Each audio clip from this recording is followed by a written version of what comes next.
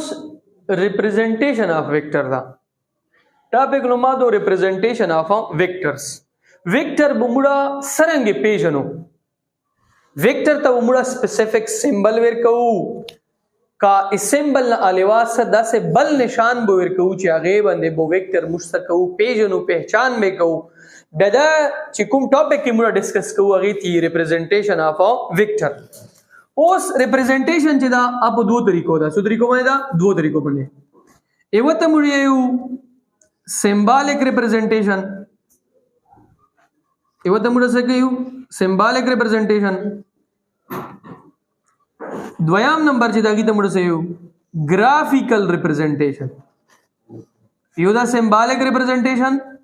اور یو دا گرافیکل ریپرزنٹیشن سمبالک سمبل نو ہوتی علامتی دا سے علامتونه به ورکو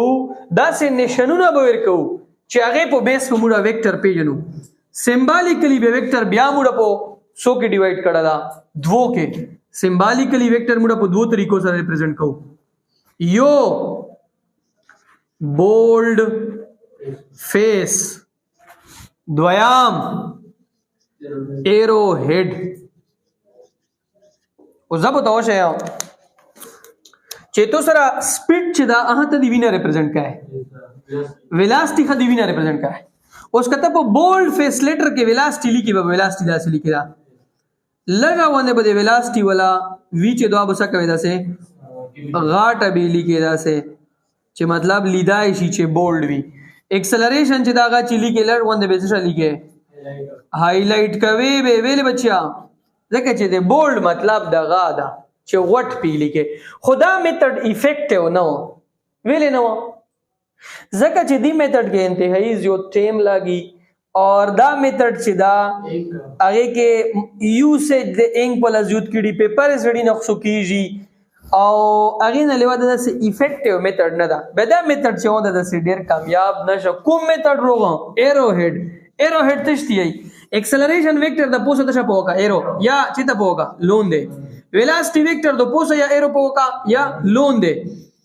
فورس ویکټر د یا پوسو ایرو پوکا یا چې ته پوکا لون دی او ټارک ویکټر د پوسو ایرو پوکا یا لون دی پوکا مومنټم دا ایرو هیډ مطلب چې ایرو بو پوغه کې هغه ایرو بو ته دا شي چې دا سکیلر نه دا دا څه دا ویکټر دا څه دا ویکټر اوس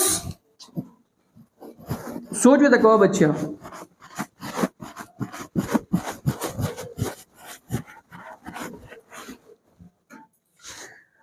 د ایرو هیډ نه بعد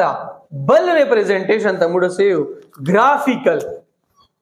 گرافیکل له پورا لږ وند موږ ته ډیسکس کوو گراف ته ډیسکس کوو گراف یو میتھډ دا څه دا میتھډ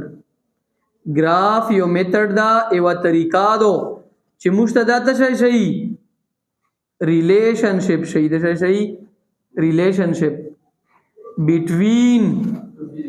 two physical quantities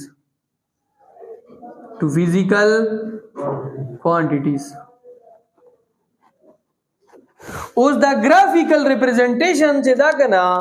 د کې موږ څه شکو یو ایرو کو د شکو ایرو څنګه کو کسه دا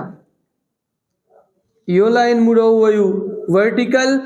یو لاین موږ وایو هریزونټل دا ورټیکل ته هریزونټل لاین چې دا موږ ته شروع کی گراف روکی اوس په دې گراف کې موږ دا یو لاین وایو دا فار ایگزامپل نارث تا د ساوث تا دا ویسٹ تا دا ایسٹ تا دی کې مو یو داسې لاین وایل دا لاین چې د کوم سره ایرو لګېدلې دو په سار کې دا ایرو مشته ډایرکشن شي اور دی لاین د دې زونه سره د سره دا لینث چې دا مشته شي میګنیټیوډ شي دغه ریپرزنټیشن ته موږ سیو